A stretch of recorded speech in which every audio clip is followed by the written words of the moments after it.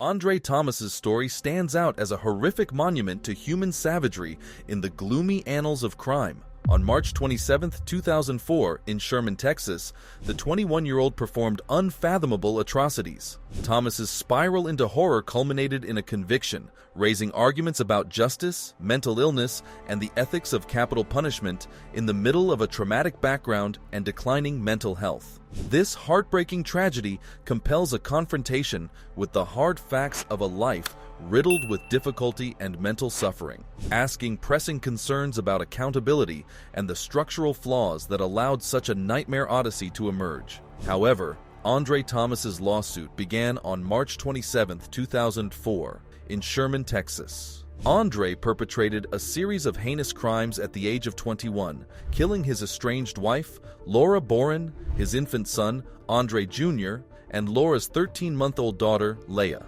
These killing circumstances are both surprising and terrible. Andre's childhood was fraught with difficulties. Andre grew up in a household beset by mental health disorders and alcoholism on both sides of his family, raised by a single mother dealing with depression and managing alcohol. Despite these challenges, Andre showed intelligence and skill at a young age. He took part in the Gifted and Talented program at school, where he showed a significant interest in disassembling and reconstructing cars, as well as sketching future vehicles. However, around the age of 10, Andre's mental health began to worsen. He began to hear voices in his brain, a propensity he inherited from his mother and grandmother. He tried suicide at this young age, a worrying habit that persisted until he was 13. His mother's emotional reaction to these efforts contributed to his increasing antisocial behavior. Andre Thomas became engaged in a network of illicit activities, including car theft and vandalism, throughout his adolescence. When his partner, Laura Boren, became pregnant at the age of 16,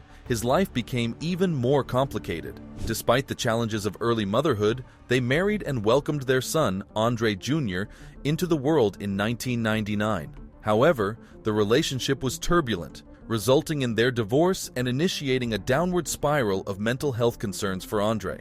Andre sought safety in 2003 at the age of 19 by moving in with his brother, Brian. Unfortunately, the siblings' confrontations worsened, aggravating Andre's pre-existing mental health issues. When a violent brawl broke out and Andre stabbed his brother Brian in the back, the situation took a terrible turn. Despite the obvious indicators of significant mental health concerns, authorities failed to provide the essential intervention or treatment, allowing Andre to be released without adequate medicine or assistance. Andre's obsession for Laura persisted after his relationship with her ended. Laura moved on, making a new bond with Brian Hughes. Despite the fact that he had a new girlfriend called Carmen, Andre's unpredictable behavior continued, accompanied by unsettling thoughts of self-harm. Concerned friends acted decisively, transporting him to a mental health center. However, in a disappointing turn of events, Andre rejected an emergency order, forcing him to go to the hospital, oblivious to the looming danger.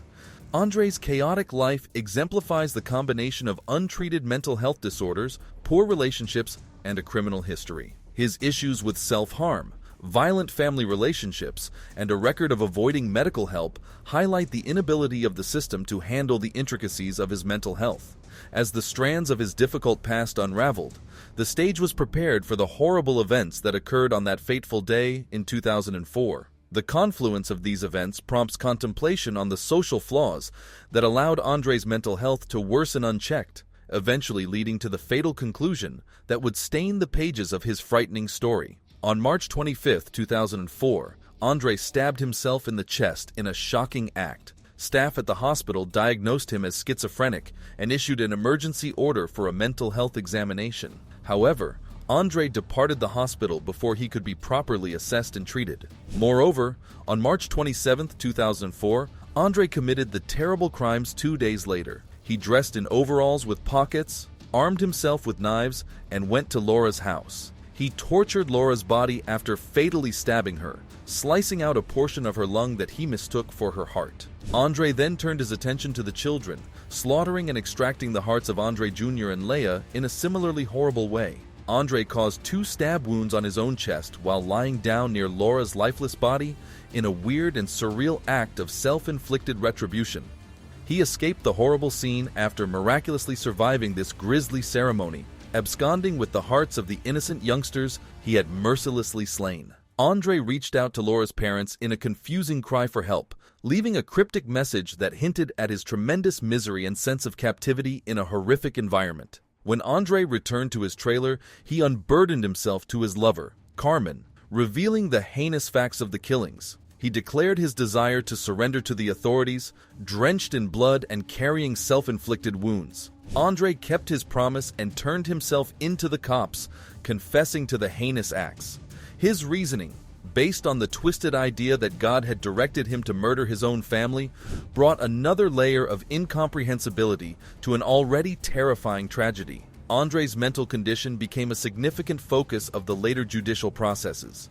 In an unexpected change of events, he took matters into his own hands by gouging out one of his own eyes while imprisoned. This behavior sparked disputes about his mental competency and generated serious concerns about his fitness to stand trial. Despite getting occasional mental care, Andre was eventually found to be competent for court procedures. In 2005, he faced the full force of the legal system, being convicted of murder and sentenced to the death penalty, which would generate debate for years to come. Furthermore, Andre Thomas's traumatic path prompts a troubling reflection on the intricacies of mental health inside the criminal justice system.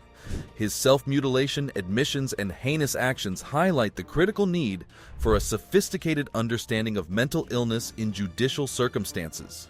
As the legal odyssey progressed and Andre's competency was constantly questioned, society battled with the delicate balance between accountability and the recognition of serious mental health conditions. The tragedy of Andre Thomas is a striking reminder of the dark intersections between mental agony and religious delusions, and the tragic repercussions that can result when such issues are not treated effectively. As the wheels of justice revolve, issues about the judicial system's competence in handling situations that blur the lines between criminal intent and serious mental illness persist, leaving an indelible impact on Andre Thomas's tragedy and the ongoing debate about justice and mental health. In a startling turn of events in December 2008, Andre Thomas committed suicide by ripping out and swallowing his remaining eye. He is currently being held in a high-security mental clinic, awaiting his execution on April 5, 2023. This case weaves a tapestry of complex ethical quandaries,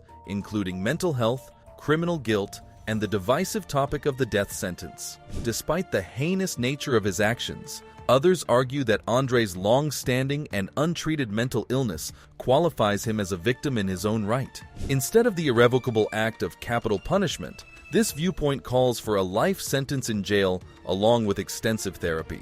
As the execution date approaches, the discussion over Andre's destiny heats up, with opposing views on whether he deserves society's ultimate vengeance. The disturbing sequence of events in Andre Thomas's life drives an investigation into the intricacies of mental health inside the criminal justice system. His self-inflicted mutilation, which included the removal and ingestion of his own eye, is a troubling witness to the devastating consequences of untreated mental illness. The fact that he is currently in a secure mental hospital heightens the need to examine how society deals with those whose acts cross the line between criminal intent and serious psychological anguish. The fate of Andre Thomas in this ongoing tragedy invites society to confront hard questions about justice, compassion, and the delicate balance between punishment and rehabilitation.